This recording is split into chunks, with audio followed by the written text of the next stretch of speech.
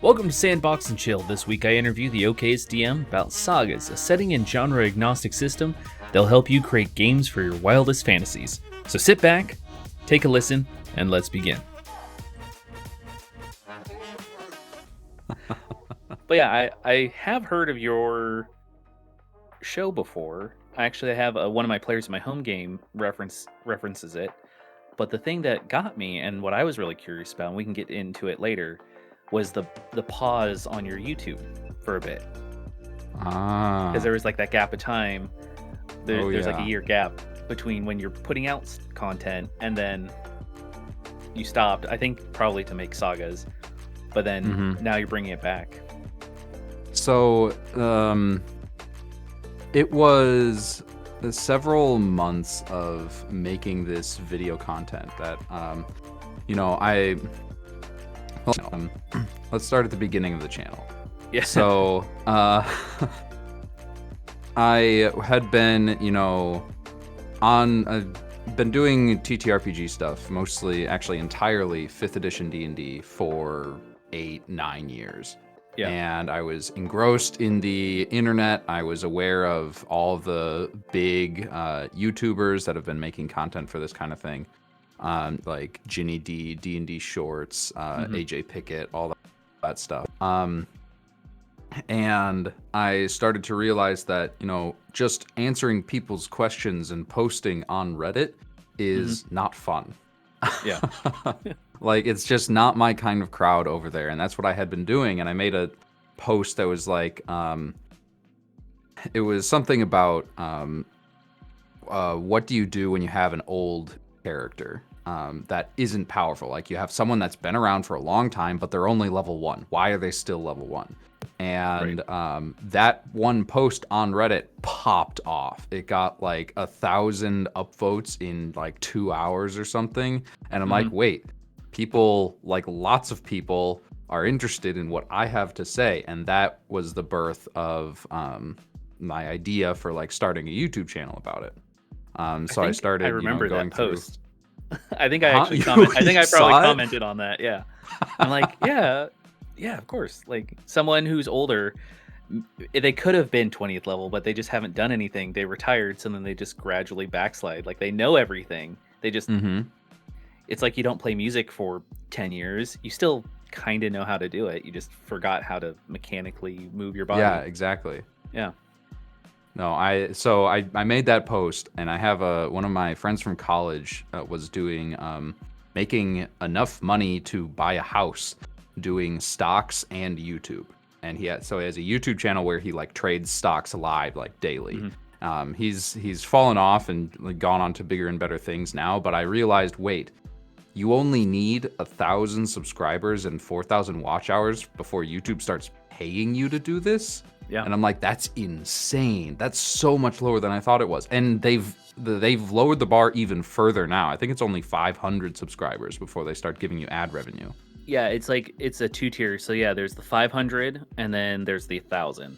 So the 500, you can start putting in like paid sponsorships and getting like some ad revenue, but then 1,000's where it actually like pops off and they will pay you more per episode. It's well, pops off is this actually ties into the question pretty well because my channel has like 3 videos that did like really, really well, and the rest of it is in like the very, very low, like maybe a couple hundred if it's lucky kind of view range. Even though the Okayest DM YouTube channel was monetized within 4 months of me having started it, to this day I still have not hit that $100 limit you need before YouTube actually sends you a check. So I still haven't made any money off of it, just because none of the content I was making after that was getting the same traction. And that sort of like made me realize maybe this isn't kind of the thing I want to be doing. And as I continued working on it, I realized I don't like editing videos. Yeah. And that's like most of the time. That's the biggest like time sink for making a YouTube channel.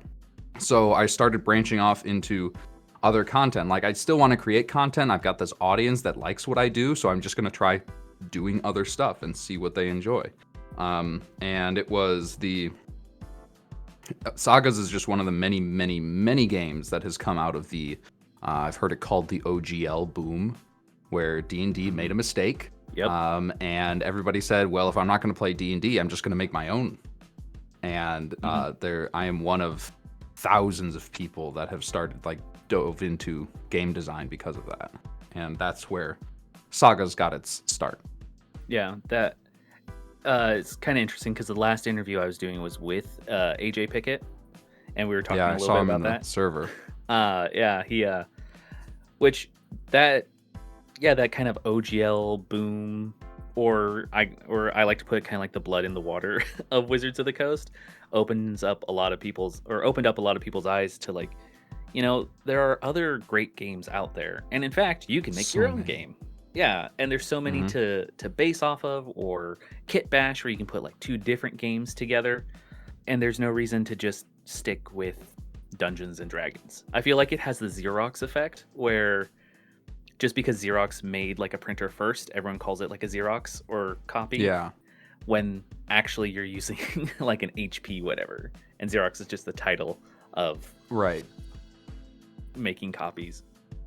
Just yesterday, I was visiting a ton of local game stores here in Minnesota, and I was trying to describe like I said, I'm making Sagas, a TTRPG, and they're like, a what? And I said, it's D&D but different. And okay. Yeah, that's how anytime I present a new game to my home game or other players, I'm like, it's D&D but lighter, or D&D but not as crunchy. We should instead of calling it the TTRPG space, we should just call it the D&D butt space. D&D, but not D&D. So, do you want to describe Sagas? Because I had some general questions about system agnostic, because I have yet to build anything myself as a system agnostic setting, but I know you've described it. You have it on your channel. You have a lot of wonderful videos and live streams coming out. But many constantly live streaming playtests for this thing. But do you want to do a brief or a short description? Yeah, sure. I'll start with reading off the most recent elevator pitch for this thing, at least. SAGAS is an acronym: SAGAS, Setting and Genre Agnostic System. It is a universal TTRPG tabletop role-playing game designed to easily slot any character into any world. It uses a feature-based character building system that allows you to mix and match actual abilities instead of tracking a dozen numbers on your character sheet. You can play in any world or jump between them mid-campaign, which we've already done many times. One of the most fun things about it is that you can do epic team combos. Like, they're baked into the rules, and it's almost expected that you do them. So it creates this very it's smooth and fast combat that ends up being very collaborative. Like, helping each other is more efficient than just doing your own thing.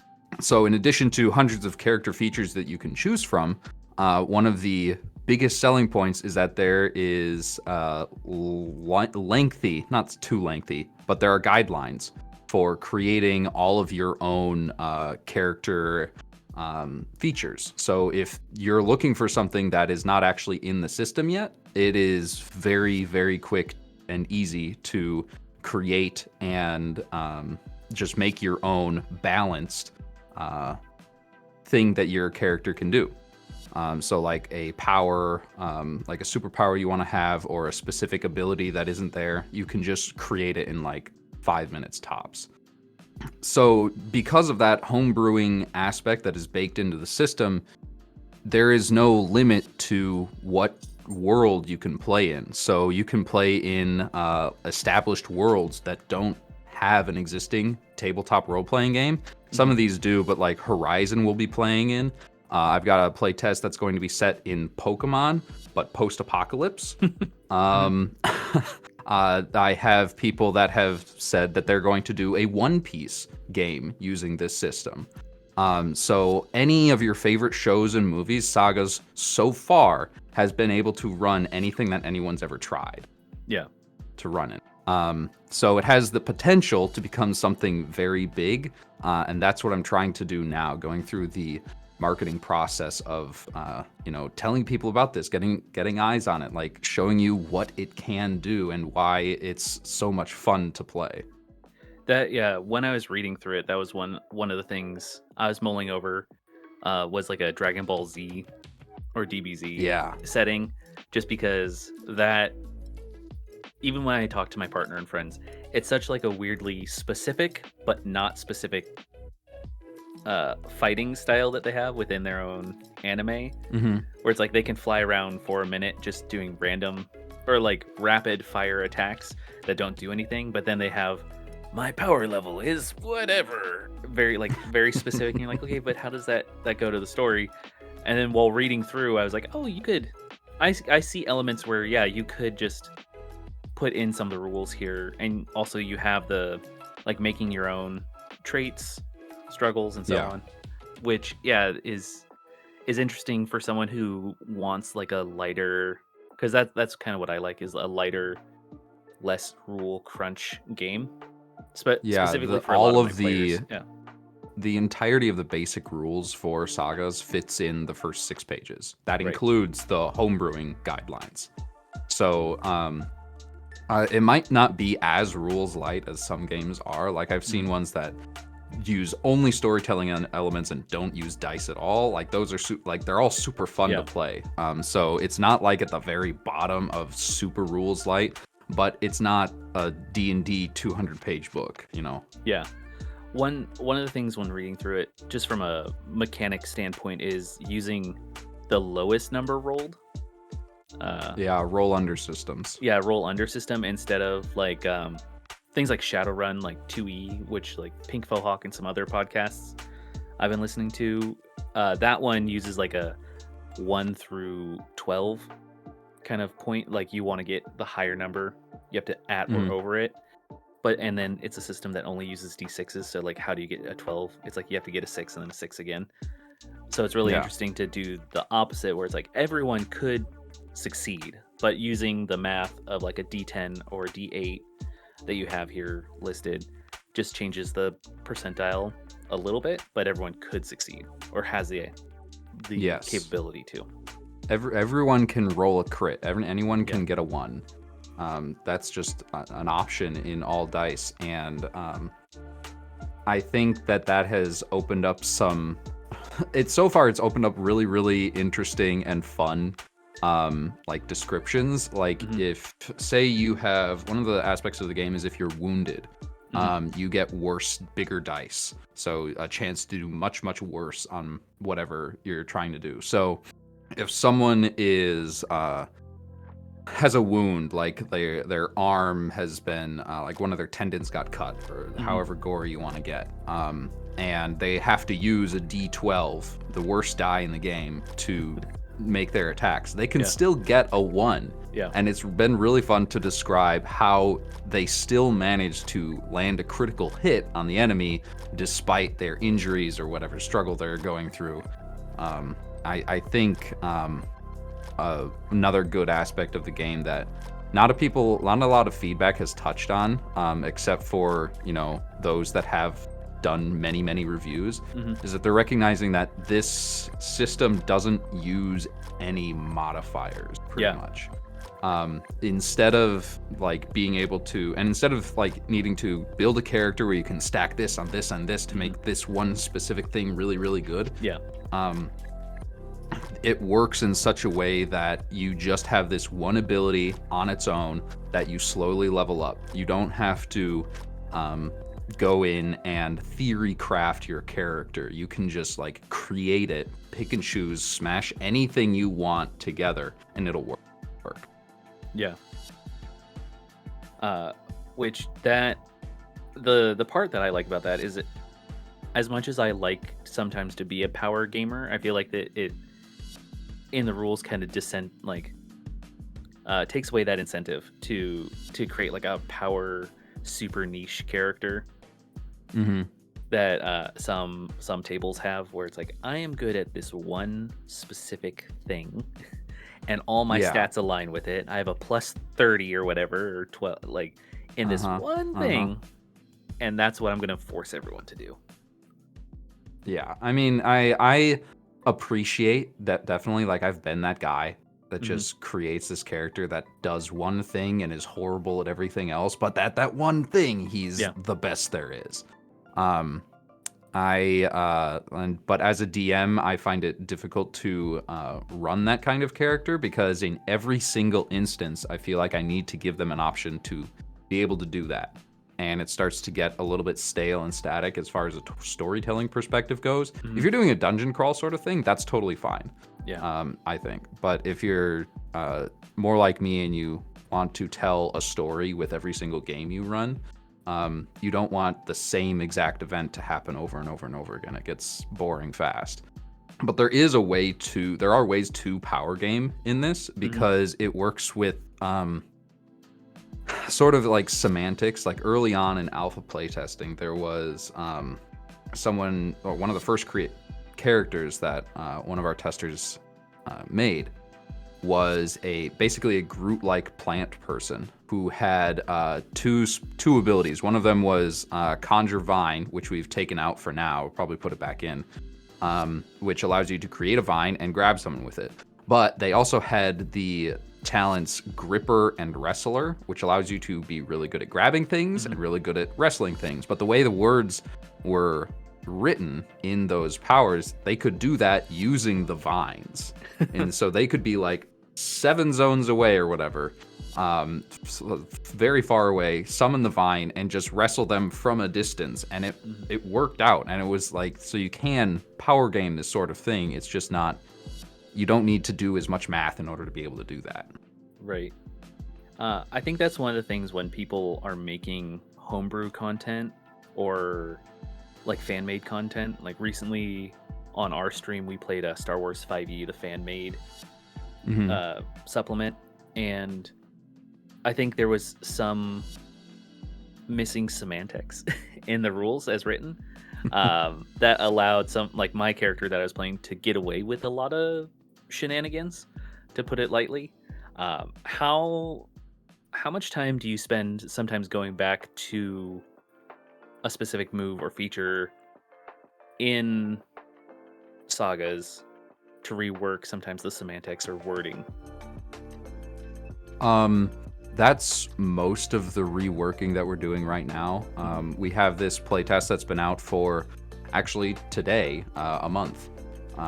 And so we have more feedback than we have game right now, and Mhm. we are slowly digging through all of it to create the next playtest system, our next iteration of this game. And it's been mostly semantics of like making sure that this set of rules is worded much more clearly. We're reorganizing a lot of the basic rules into like tables and steps instead of just like paragraphs of text things. Mhm. But as far as the actual abilities go, yes, it's all semantics because it's the definition. Part of the fun about this game is being able to interpret what this actually means. So if you have a gripper or something that says you're good at grabbing things, it could mean that you are good at climbing up a cliff or like hanging on to this. It could mean your reaction time is fast enough to catch something that is flying through the air. It is how the player and GM together interpret that ability and decide whether or not it applies to the check that they're trying to roll in that moment. Hey, thanks for listening. This is the mid-interview break to remind you if you're liking the interview, then pound the like button, subscribe, or even hit the notification bell for future interviews, games, reviews, and more from all of us over here at Ampersandbox. And if that's not your thing and this is your first time here, then leave a comment or a review. I definitely think, yeah, with this or not necessarily this, but like the importance of putting playtest material out there for more than yourself to use is key.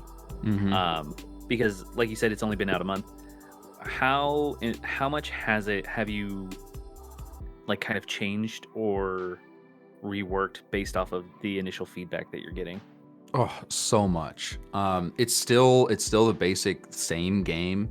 You know, it's still setting and genre agnostic. Obviously, you can still make any character you want in it, and we're not removing any of the content. Um, but we have reworked some of the basic rules to fix the slog Hmm. portions of combat where it's like, I'm not really clear on what this is supposed to mean. Okay, make a note, let's reword that. Or we'll get feedback saying, I feel like the health system needs to be worked. So we've redone that as well. We're like going to change it so that you can have, right now, you can only have 3 effort. Every character only has 3 effort, and you can't get any more Hmm. or less than that as your maximum. We're changing that. That is going to be cooked into the level up system and so we're trying to solve 2 problems with one thing while changing how leveling up works. And so, yes, we are absolutely basing almost every single edit in this iteration is going to be based on some form of feedback that we've gotten, either from my own playtest and a player told me that they didn't understand what was happening and I made a note about it, or from, you know, a live review that I listened to of the game, and I took notes on that. Or a lot of people are just sending in emails and saying, this is my review of the game with like pictures of where I Hmm. could fix stuff, and all of it's been super, super helpful. So I'm doing my best, and I'm finding it that people are very surprised that I have such an open mind about Hmm. fixing my game. Nothing that is coming in feels like a personal attack on me. It is something about the system that I understand, okay, I need to and Hmm. can fix this. You know, we haven't gotten any, your game is terrible and you Right. should take it off and never Yeah. work on game design again, Yeah. which has been nice. They'll come in eventually once this Yeah. gets more traction, which is happening fast. So I'll probably get one of those soon. But it's been a lot of fun actually to go through and see the holes that people are poking in the Hmm. game I created. Like, I'm enjoying this process. I'm not. It's for some people it can be difficult. I find this is the first big game that I'm creating.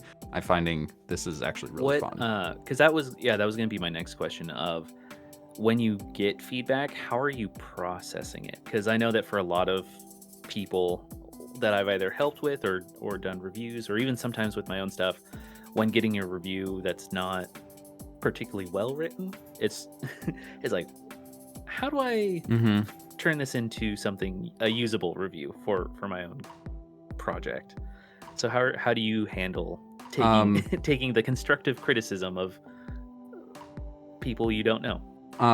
A lot of times I will, if someone sends in a review that I don't fully understand, like I can see that they're trying to give me Hmm. feedback that I can use to change the game, but I don't know what they're saying. I will send a message to them back, asking them to clarify a few things. Sometimes they'll get back to me, sometimes they won't. If they don't get back to me, there's no way I can interpret that Hmm. and fix the game.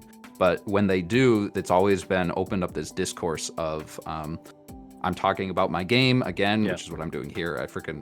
Everybody loves talking about the work Hmm. that they're doing and enjoy. So um, I have no problem with it. I'm just super thankful when other people want to talk about my project. And so anytime I can open up a discourse about that, um, I will do that.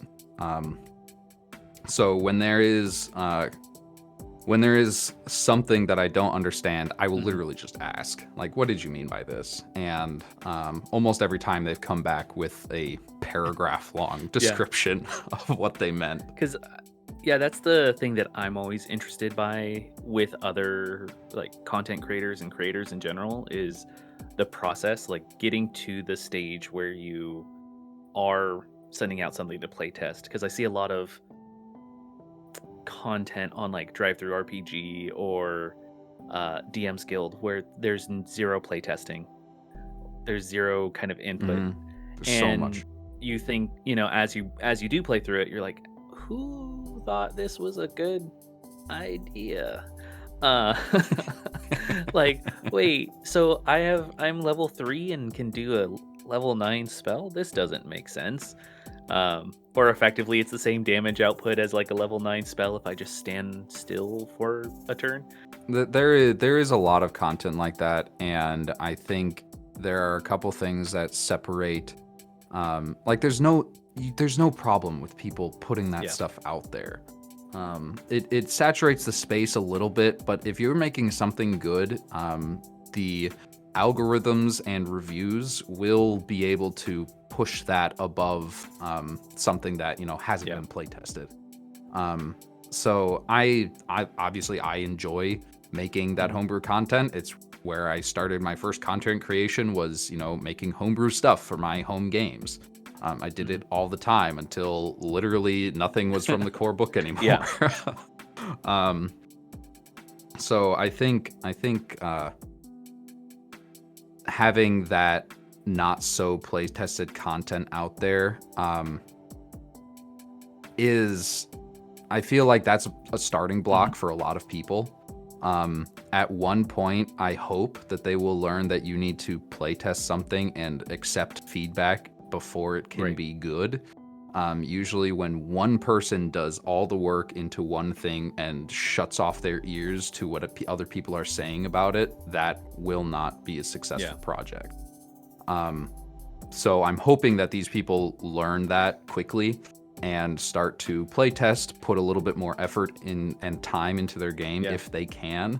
It takes a lot of effort and time to be able to do that. So I understand why people could just, this is a homebrew item that I threw together and just put it out there, just willy-nilly.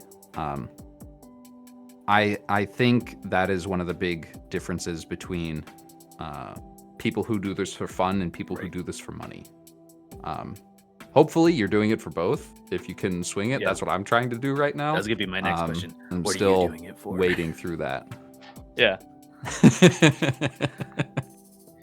Why do you create content? Feel like I'm why do you take time outside of your normal 9 to 5 to create content? Yeah. Exactly. Because it is there, like you said, there is a large saturation of the market between people who are doing it as a hobby just for fun, people who are trying to do it for profit, which I feel like you can see the content creators pretty clearly with the style of product that they're doing, where it has, I guess in a very like soft way, like no soul to it. It's just here's some content. I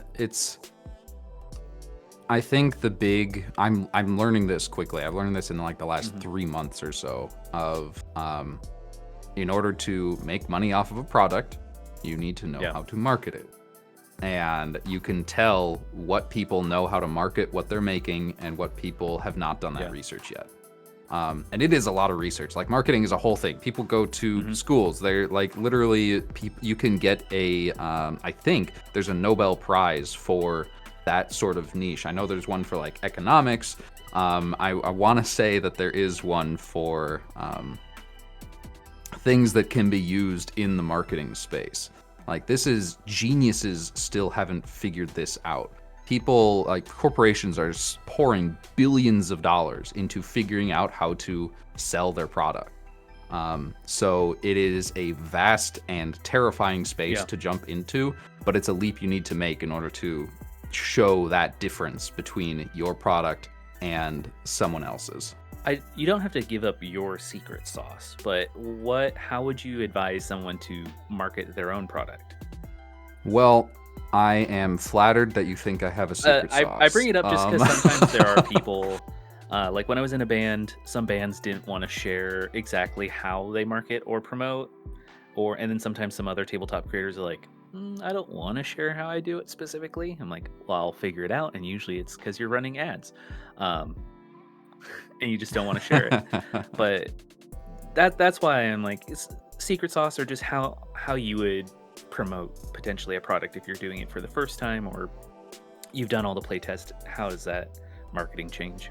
So I'm pretty open about pretty much everything I do because I feel like the tabletop role-playing game content creation space is a very welcoming space. I love just interact. That's why I'm here. I love like talking to other nerds about nerd stuff for hours. And I feel like it's very much a space where you don't pull the ladder up behind you when you rise. You help others up as you can. So with that in mind, I reached out when I was starting this marketing dive. I reached out to people who had done this successfully in the content creation space. I reached out to Indestructible Boy Terran on YouTube about his game that he's creating, and the successful. I think he has a 5th edition class out that's doing pretty well. And he pointed me to other people. He pointed me to actually Arcane Library, the people that wrote Shadowdark. Like widely, like their Kickstarter was over 1 million funds raised. And it's insane. So I just shot them a message, and they responded to me, and I just asked them, so apparently you're good at marketing. It's obvious you're good at marketing. You raised so much money for your thing in a month. What do you do? And I just asked them what you're doing now. I asked them for their secret, and I've put their advice into practice, and it has been working. And the best way I can put it is you need to get a small number of eyes on your product. Just a couple people that are interested. Focus on that small group. Make sure that they stick around, give them more extra content, rewards for whatever funds they might be putting towards you, and make it a small, very niche group of people, this community you can create around the product. From there, everyone else will come. Everybody was going to make that a space that people want to be a part of. So grow this community around the game. And that's very much what I've done with SAGAS in the SAGAS Discord. We're almost at 100 people already, and there's just constant interaction in there. Putting together streamed games, talking about feedback for it, questions on the rules, talking about stuff outside of it. With any good Discord server, there's obviously a place to show off your pets. Yes, that is something so I've seen a lot of Discords have, is a pet zone. Yeah, I mean, people love looking at other people's fuzzy little friends. It's a good time. So, like, people have made friends in there, and I hope that they continue to do so as the popularity of the game continues to grow. So making a small community that is dedicated to your product is the first step for becoming, first step towards that $1 million Kickstarter. Yeah, that's where I see a lot of people do the opposite. They try and cast, and I've done this in the past for different as wide things as possible for myself, and I have to remind myself also, no, keep, talk to the small group, keep it to the people who are actually watching and listening, interact with them and contact. Don't cast a wide net, because you're just going to burn yourself out trying to be on 7 or however many different social media platforms. 5 billion when one dies, 3 rise, and then they all fall. Yeah, and I think also with that, by building that smaller community, you get to know what your style is for a lot of content creators, versus when you try and cast that wide net. Again, I'll see content where someone's trying to cast a really wide net, and it's just this very generalized. It isn't really anything yet. It's just a general idea that they're just trying to get whoever will pay attention to them. It is important to get, it is one of the steps. You need to cast a net and get people to notice your stuff. But if they look at your stuff, they go through and they see that there's not really a whole lot here, or they're not really interested, then they won't stay. They'll just notice it. You'll get one click and then they'll leave. You need to make sure that this net that you're casting leads people to a space that they want to be in.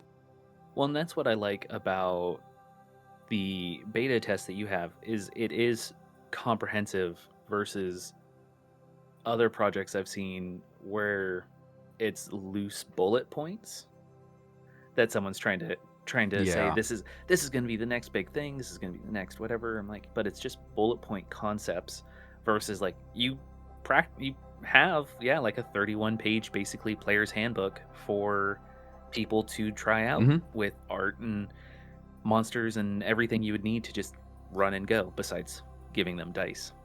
Right. I mean, I did that. Yeah. That's not an accident. I definitely did that on purpose. I made sure that before I started any sort of marketing push, that I had a fully playable, good-looking piece of content that people could use and enjoy in its current form. So I contacted an artist, had him do some stuff for it. Paid a good chunk of money out of pocket to make it look nice, and that shows the audience that I am dedicated to this. I'm not just gonna drop this. It's not just a Word doc Right. somewhere in the A void. link to a Google document You to know, playtest. Yeah. I've exactly. seen many of those um, Hmm. on Discords.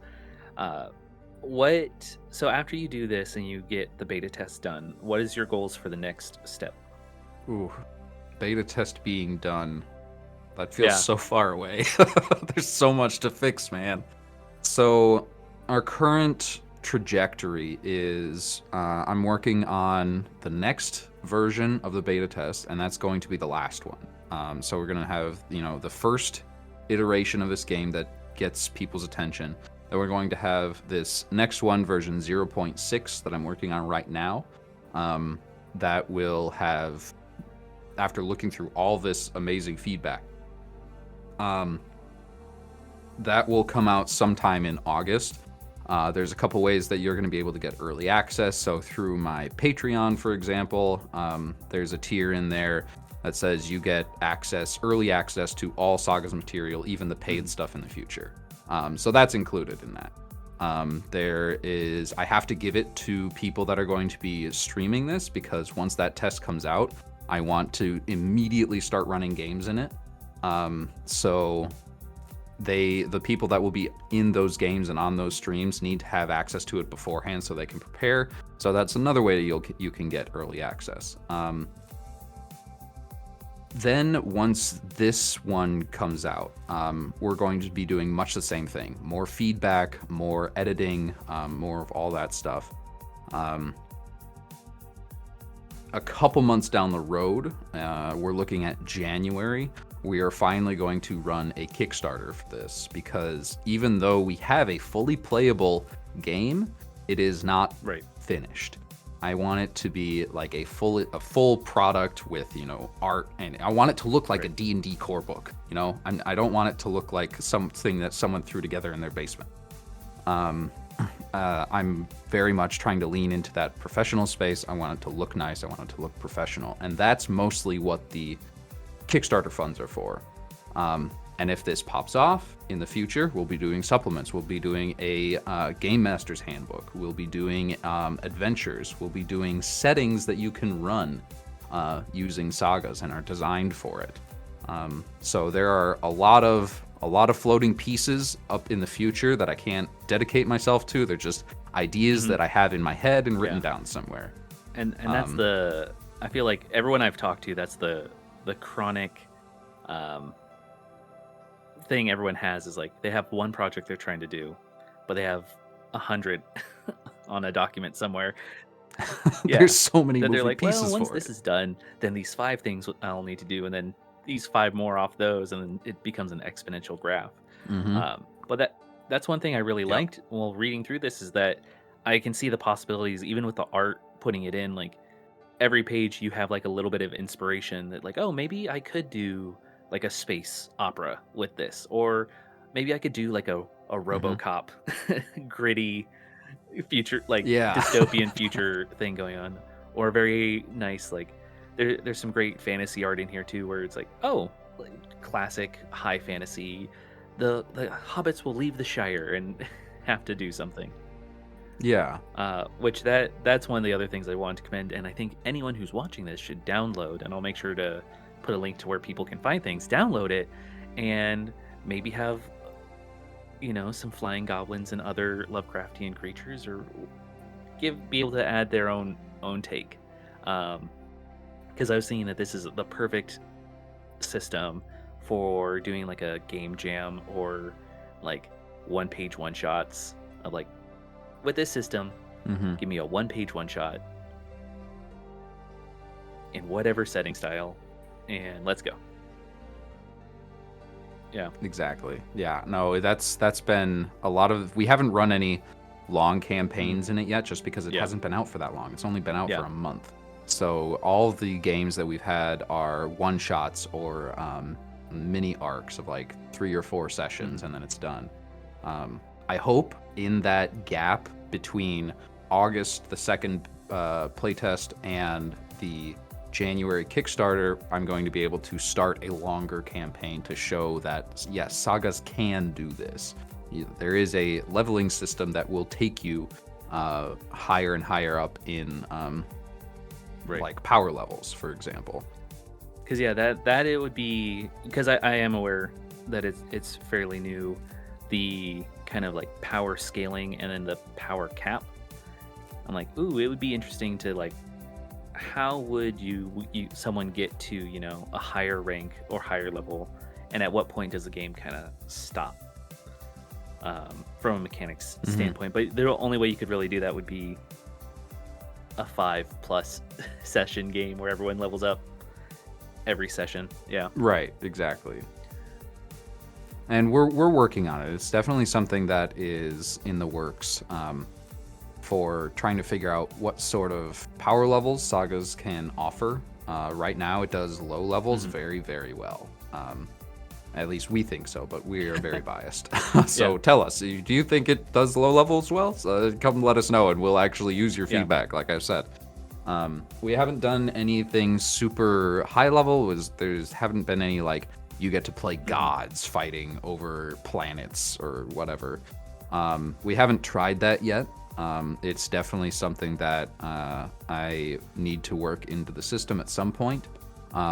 It might take up too much. It might end up being a supplement if it goes off. So that's definitely something that we have. Well, that's kind of what I like about this, is you can have it be almost cyclical too, where in D&D terms it'd be like a 1 through 10, and then anything that's an 11 through 20 is also a 1 through 10, but you just have to have this like one feature. Like if you are a deity in D&D, just because people know that better, if you're a deity, nothing that is mundane, so those first 10 levels can do anything to you, but you are on the deity scale, still a level 1 deity, which then you can just kind of, like I said, cyclically reuse these same rules over and over. Just you logic or right, like, oh yeah, well, you're not a deity, so even if you succeed, you don't have that magic item to do anything to this first level character. Right. And like, say you're a deity, you're working in deity tiers now, instead of like a control fire allows you to control 1 cubic foot of fire. Maybe now that you're a deity, it's 1 cubic mile. Exactly. Yeah, and that's where, again, I think I see the potential of, like, again, this just cyclical cycling of this game. Like, if you want to power up and be Super Saiyan God Goku, you can be. It's just you have to adjust your cubic foot to cubic mile to planet, and it changes. Yeah. And that's why I was thrilled that you said yes to the interview, of just being able to pick your brain on marketing it, writing it, and promoting it. What is your current biggest hurdle that you're seeing, either in this or building back up kind of that YouTube channel and online presence? That's a good one. There are a lot of hurdles that I still need to get over before I can even be close to considering this a finished product. The biggest one individual hurdle for me personally is probably going to be the Kickstarter. I've been doing hours and hours and hours of research on how to do a successful Kickstarter. And I'm sure it will succeed. I just want to make it succeed as much as it can. So I've been looking at, successful Kickstarters in the past, like Shadow Dark. I'm taking inspiration from the Avatar Legends Kickstarter, another one that went over a million very quickly.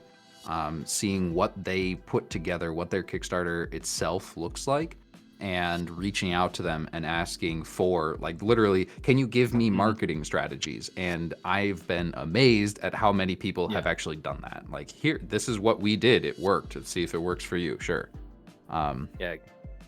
So I think that month of we are raising funds to finally make this a finished product and a fully sellable game. It's not going to be for sale. It's going to be pay what you want in the end. At least the core rule book that we're creating now will be, because I want this to be as accessible as possible. And not everyone is going to have the extra $5 to put towards a game that they might never play. So that's the big looming tidal wave in front of me right now. In another recent interview with Triangle Agency, they just finished their Kickstarter, which crushed all their... Yeah, that's another one I'm drawing inspiration from. When talking to them, part of it was just like they were so surprised with how... They knew they had all the pieces together, but when they actually clicked, yes, we're going to do it, just surprised with how many times it was breaking their expectations.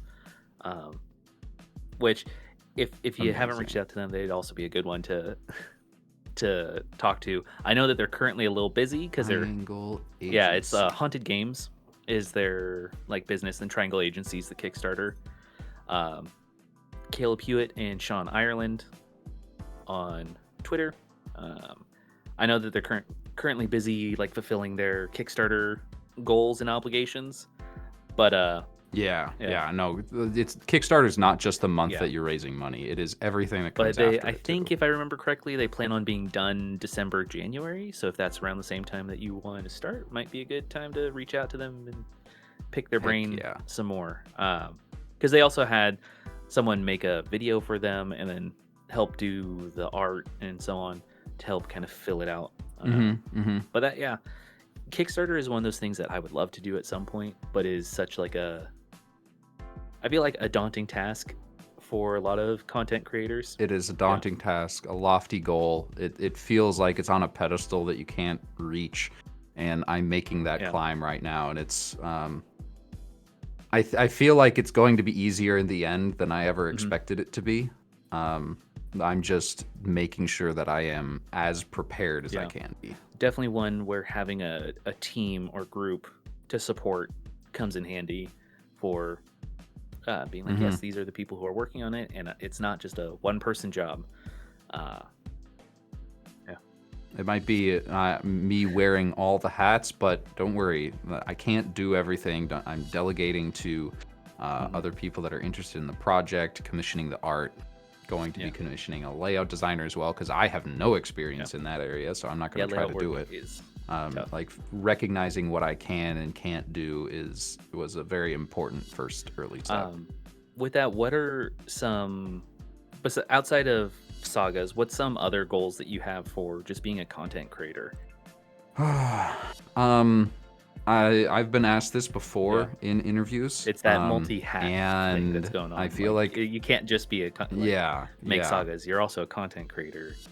So no, there is stuff outside of Sagas. Like right now, I'm taking a break to work on a secret project that has not been announced. It's been teased a little bit, but I felt I needed to cut my teeth on something other than Sagas for a bit, and then come back to it with a fresh mind before we can put this new playtest out. But as a content creator as a whole, I feel like I've already made it. I am making I did the math recently, 24 cents an hour doing content creation for TTRPGs.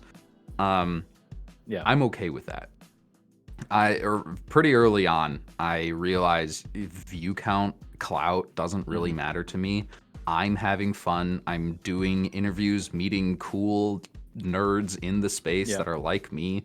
And I think my favorite part about being a content creator is doing stuff like this, meeting others and chatting about the things we enjoy in a professional space, has been the best thing. Like, I don't play video games anymore in favor of doing this kind of thing. So I feel like any goals that I set for myself beyond this are extra. I'm still just going through this process. For me, it's very much the journey has been amazing. Sure, maybe I've considered what if I could do the classic content creator goal of making this your main source of income. But I also really enjoy my desk job and having a reliable paycheck. So I always have a roof over my head and, can afford to support me and my fiance.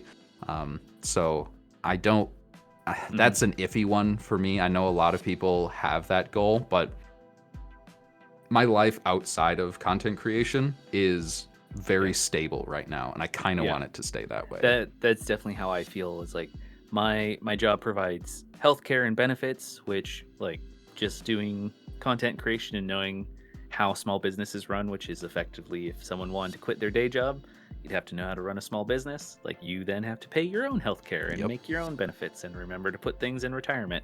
It's a lot more stressful than having someone else's HR department do it for you. Yeah. Exactly. Thank you for watching. If you want to check out more from the Okayest DM, then check out the links below. If you want me to check out and interview your favorite content creator, then leave a comment below. And remember to be kind and roll well.